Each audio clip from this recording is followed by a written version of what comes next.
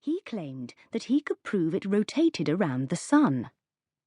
This idea had been declared as heresy. That is to say, it was against the teaching of the Church.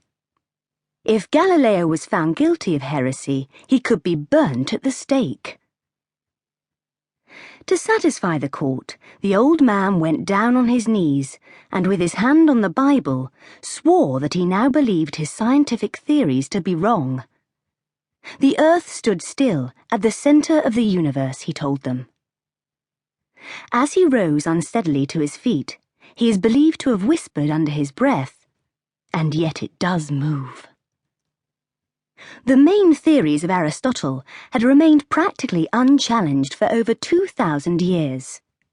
In fact, in Europe, so much of what Aristotle had said seemed to fit with the Christian scriptures that over time his ideas had merged in people's minds with the teaching of the Christian Church.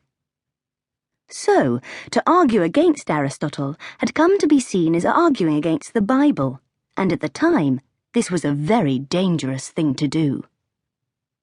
Galileo Galilei was born in 1564 in the northern Italian city of Pisa. His father was a musician from Florence named Vincenzo Galilei, and his mother's name was Giulia.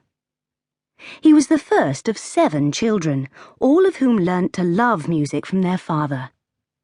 Galileo himself became a very skillful lute player, but Vincenzo was eager for his eldest son to make a more respectable living. So when Galileo was 17, he was enrolled in the University of Pisa to study medicine. Galileo soon discovered that he was far more interested in mathematics than medicine. His father was very disappointed. How would he make a living? He didn't think there was any future in mathematics. As he feared, the young man left university without obtaining his medical degree.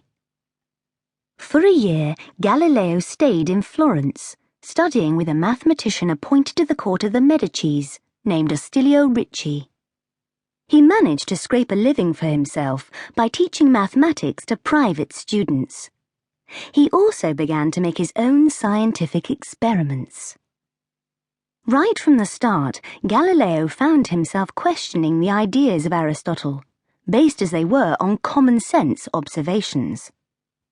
Galileo was far more interested in the practical work of the ancient Greek mathematicians, such as Euclid and Archimedes, convinced that it was only through mathematics that true observations of the natural world could be made.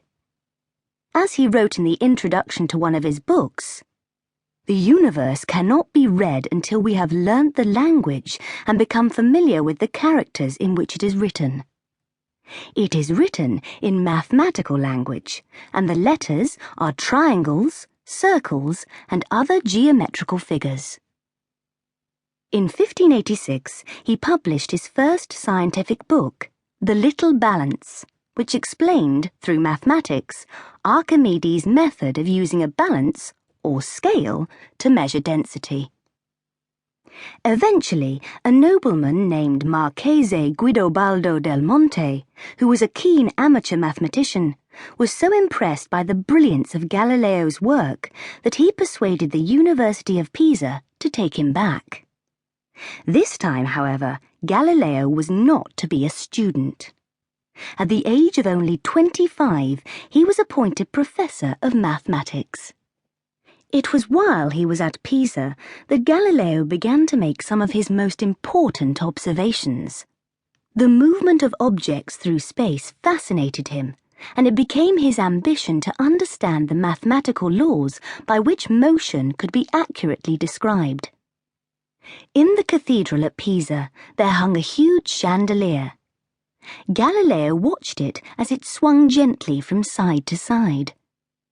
This was before the invention of clocks or watches, so, by using the beating of his pulse, he measured the time it took for the chandelier to swing. After repeating this many times, he discovered that, no matter the size of the arc it made, it always took exactly the same amount of time to swing to and fro. This did not seem to make sense. How could it be explained? It was a problem.